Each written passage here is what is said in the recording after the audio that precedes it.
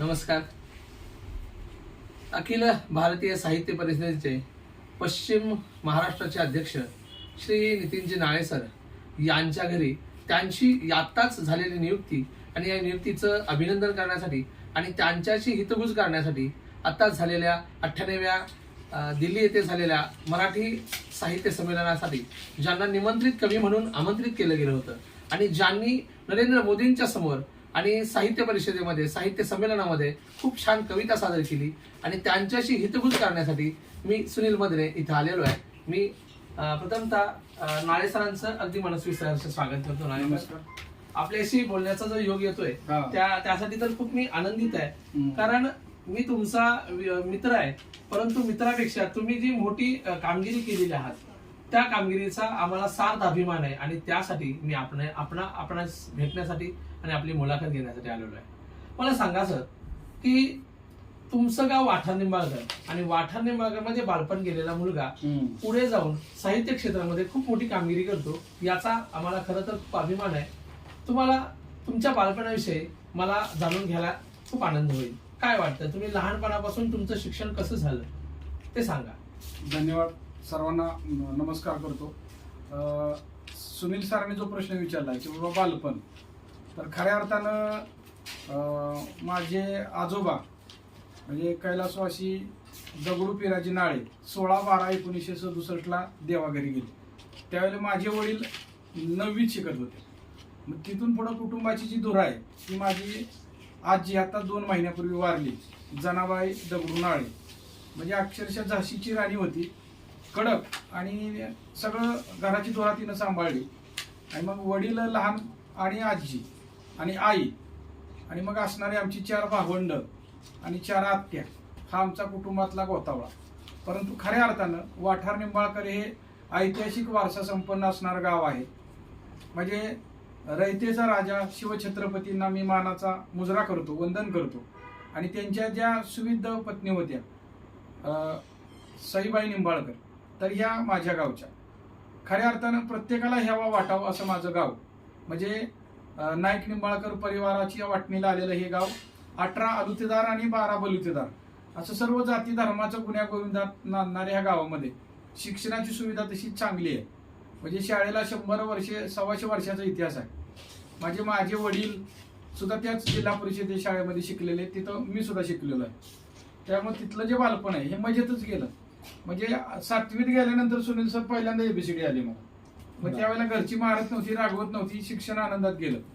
असं ते आनंदाचे क्षण होते त्यावेळेस. पण आनंदाचे क्षण होते, पण त्यानंतर जेव्हा तुम्ही 8वीला फलटणला आला आणि माझ्या माहितीप्रमाणे तुम्ही 10वी नापास झाला, तेव्हा मनातल्या भावना काय होत्या? आता ह्याची खरी तर सुरुवात पहिलीच्या वर्गापासून झाली. म्हणजे पहिलीच्या आम्हाला शिकवायला आमचे गुरुजी होते, म्हणजे कोबुगडे गुरुजी, मारुती भिकोबा कोबुगडे. 84 वर्षाचे आहेत. आजही त्यांचा आम्हाला आशीर्वाद कंटिन्यू आहे. आम्ही वर्षातून सगळे सवंगडे मित्र त्यांच्या घरी जातो, भेटतो. पण त्यावेळेला ते मला म्हणायचे, तू दगड आहे, दगड. मग त्यावेळेला राग यायचा मला, पण त्याचा अर्थ आत्ता कळाला. द आपण कधी वापरतो सुनील सर, की द हिमालया, द ताजमहाल, तसा द आणि हा गड. मग त्याचा अर्थ आता कळाला. म्हणजे त्यावेळेचं त्यांचं ते बोलणं प्रेमाचं, रागवायचे, मारायचे, पण घडलो आम्ही. पण जेव्हा 10वी नापास का झालो, तर वडिलांनी मला रूमवरती ठेवलं होतं. 2 वेळ ताजा डबा मला मिळायचा. परंतु थोडंसं संगती म्हणा, मग आता शहाणपण काय सुचतंय की एक वेळ पंगत चुकली तरी चालेल, एक वेळचं जेवण चुकतं, पण जर संगत चुकली तर आयुष्य चुकू शकतं. आणि हा संदेश त्यावेळेला एकच मार्काने मी 10वीत नापास झालो, श्रीराम एज्युकेशन सोसायटीच्या यशवंतराव चव्हाण हायस्कूलमध्ये. आणि नंतर 12वीला पहिला तिथं झालं, ते पण एकच मार्काने. म्हणजे नापास होणे आणि पहिला येणे हा अनुभव मला श्रीराम एज्युकेशन सोसायटीच्या यशवंतराव चव्हाण हायस्कूलमध्ये मिळाला. बरोबर. आणि आज त्याच संस्थेत तुम्ही प्राध्यापक म्हणून नोकरी करत आहात. हा, हे म्हणजे दुग्ध शर्करा योग म्हणावं लागेल. कारण ज्या शाळेमध्ये मी संस्थेमध्ये शिकलो त्याच संस्थेमध्ये आज 25 वर्ष झाली. त्यावेळेला कैलासवासी नाना म्हणजे उर्फ नामदेवराव बेडके साहेब हे त्यावेळेला संस्थेचे अध्यक्ष होते. आणि 12वीला मी पाहिले आल्यानंतर त्यांच्या हस्ते माझा सन्मान झाला होता, सत्कार केला होता. आणि त्याच वर्षी त्यांना देवाज्ञा झाली. पण त्याच्यानंतर खऱ्या अर्थानं श्रीमान सुभाषराव नामदेवराव बेडके साहेब यांनी इंटरव्ह्यू घेतला आणि सगळ्यांना विचारलं होतं किंवा करशील का फुकट काम. तर त्यावेळेला मला प्रश्न आला तर मी म्हटलं नक्की करेल, कारण ज्या संस्थेमध्ये मी शाळा शिकलो त्या संस्थेमध्ये जर नोकरी करायला मिळते तर मी 100% करेल असं त्यांना म्हटलं. आणि त्यांनी म्हटले जा बघा आपलं पोरग शाळेत शिकलेलं किती छान उत्तर दिलं. तर म्हणजे जा तुझी ऑर्डर निघाली ना अशी मला नोकरीला लागली त्यावेळेला. छान. नोकरीच्या अगोदर मला पुन्हा एकदा कारण आम्ही तुमच्या पाठीमाग 3 वर्ष होतो आणि तुमचं जे कलाविष्कार किंवा राष्ट्रीय सेवा योजनेमध्ये जे काम होतं ते आमच्या डोळ्यानं बघितलं होतं आणि तुम्ही फलटणच्या मुदुजी महाविद्यालयाचे स्टार होता. तो अनुभव काय आहे तुमचा? त्यावेळेला म्हणजे आपल्या गावातलं म्हणाल तर नाना सुतांबे ते पण आज शिक्षक आहेत. बरोबर. आणि त्यावेळेला आम्ही 11वीत असतानाच कराटे जॉईन केली होती. म्हणजे आमचे मार्गदर्शक अनिल निंबाळकर सर, प्रदीप मुळीक सर आणि फलटणवरून येणारे गावडे सर होते. असे शिक्षक चांगले. आणि अख्ख्या फलटण तालुक्यात ग्रामीण भागातला कराटेचा क्लास आपला फलटणचा वाटराचा एकमेव होता. जवळजवळ 50 मुलं त्या सोसायटीच्या गोडाऊनमध्ये आम्ही शिकायचो आणि ते एक अंगामध्ये भिनल्यासारखं होतं. मग कलाविष्कारमध्ये ज्या वेळेला आम्ही असायचो त्यावेळेला मग गाणी वगैरे आम्ही तयार करायचो किंवा आवडलेली गाणी म्हणायचो.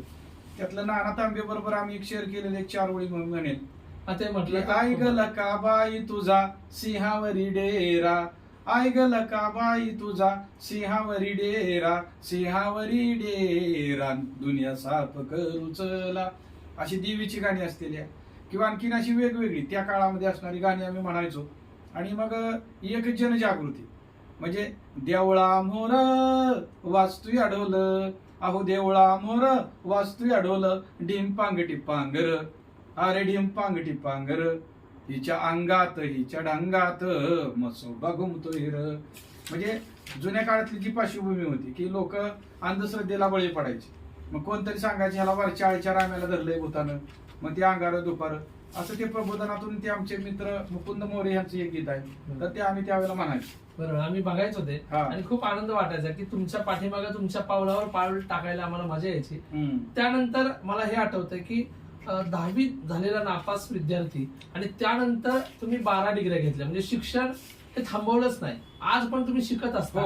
त्याविषयी जरा मला बोलावं. म्हणजे जसं कळायला लागलं तसं मला नेहमी आठवतं की असं वाटतं की आपला जो जन्म आहे तो काहीतरी विशिष्ट हेतून झालेला आहे.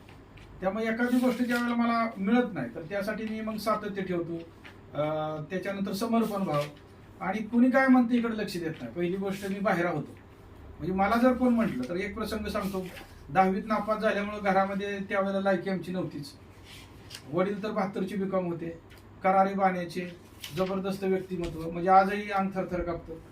तर मग मी अभ्यास करायला सुरुवात केली 12वी जास्त म्हणजे 12-1 वाजेपर्यंत अभ्यास करायचो. एकदा असंच रूम मध्ये अभ्यास करत होतो, वडील आले आणि दार ढकललं तर बघितलं मी अभ्यास करतोय. मग मला म्हटले तू काय 12वीत पहिला येणार आहेस का, झोप म्हणले मुकाट्यानं. पण तरी पण मी झोपलो नाही. पण तो सांगायला आनंद वाटला की परत ज्यावेळेला खरा करून निकाल लागला तेव्हा मी 12वीला पहिला आलो. म्हणजे मी 12वीत पहिला. माझी धाकटी बहीण जी डॉक्टर आहे दीपाली ती सुद्धा 10वीला पहिली आली हायस्कूलला.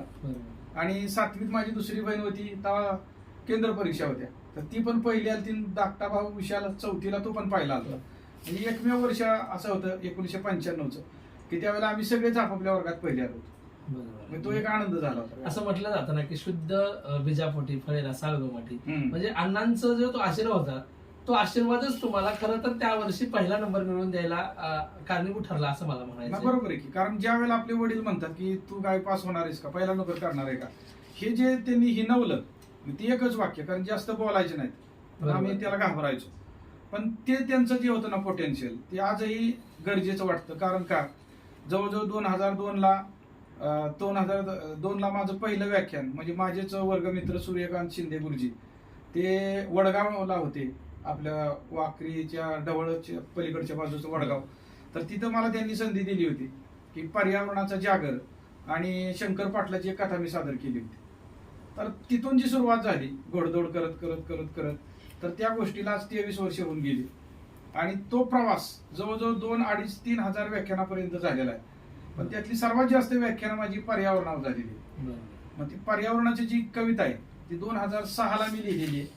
आणि तीच कविताची निवड राष्ट्रीय लेवलला 22 फेब्रुवारी 2025ला नरेंद्र मोदी साहेब, शरद पवार साहेब, डॉक्टर ताळा भवाळकर की ज्या त्याच्या अध्यक्ष होत्या महिला, आणि संजय नाहर साहेब, त्याच्यानंतर डॉक्टर शरद गोरे साहेब, अशी दिग्गज साहित्यातल्या मंडळींच्या समोर ती कविता सादर झाली. तर त्याच्या मी 4 वळी इथं म्हणू इच्छितो.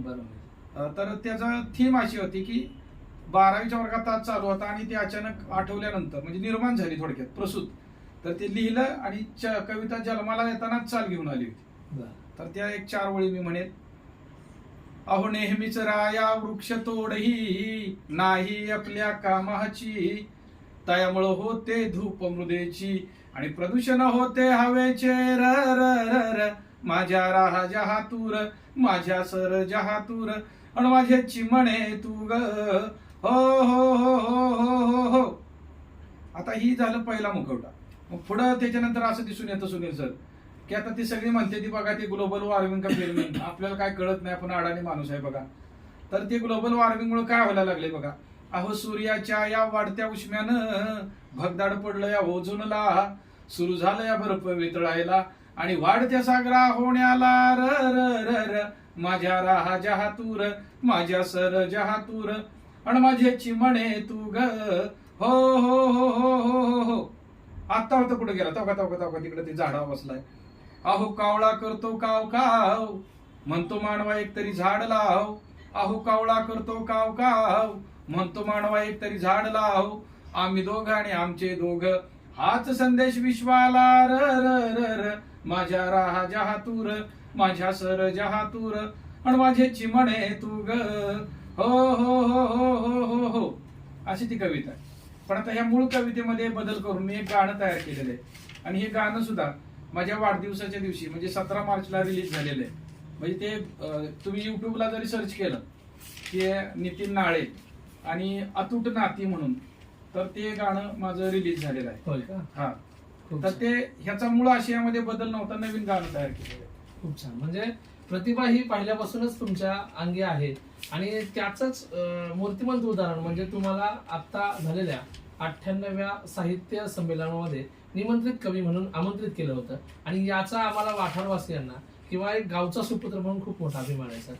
नरेंद्र मोदींच्या समोर तुम्ही हर हर महादेव आणि जय भवानी जय शिवाजी घोषणा दिली होती. ती तुम्हाला का द्यावीशी वाटली आणि त्याच्यावर मोदी साहेबांच्या प्रतिक्रिया काय होत्या? खऱ्या अर्थानं तो योगायोग म्हणा किंवा आपल्याला आपली जे गावचं नावच आहे वाठार निंबाळकर, म्हणजे सईबाई निंबाळकरांच्या आणि शिवाजी महाराजांच्या पदस्पर्शानं पावन झालेली आपली वाठारची नगरी आहे. आणि ह्या नगरीच्या मातीमध्ये अगदी आपण कुस्त्या पण खेळलेल्या आहे, त्या मारामारी विद्यार्थ्यांच्या बरोबर, मित्रांबरोबर किंवा म्हणजे त्या मातीत रगच आहे तेवढी. आणि मग 22 डिसेंबरला आमची सर्व फॅमिली आम्ही रायगडावरती गेलो होतो आणि रायगड सर सांगायला आनंद वाटतो की 47 वय माझं आता पूर्ण 48 लागलं, पण 1 तास 20 मिनिटात मी रायगड आता नॉनस्टॉप चढतो. आणि वरती जाऊन ते गाणं म्हटलं होतं, ती 4 वळी मी म्हणेन. अंधार फार झाला हित दिवा पाहिजे आणि या देशाला जिजाऊचा शिवा पाहिजे. अहो नेते झाले अफजल खान, काश्मीरचं केलं त्यांनी स्मशान आणि या भारत मातेच्या रक्षणा एक युवा पाहिजे आणि या देशाला जिजाऊचा शिवा पाहिजे.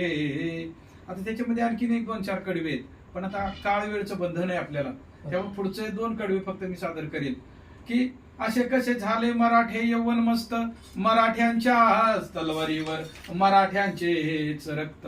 अहो पुन्हा एकदा दिल्लीवर, अहो पुन्हा एकदा दिल्लीवर महाराष्ट्राचा दावा पाहिजे. आणि असा दावा कुणी केला होता, तर असा दावा पानिपतच्या युद्धामध्ये महाजी शिंदे यांनी केला होता. म्हणून परत म्हणावंसं वाटतं की पुन्हा एकदा दिल्लीवर हर हर महादेवची हवा पाहिजे आणि या देशाला जिजाऊचा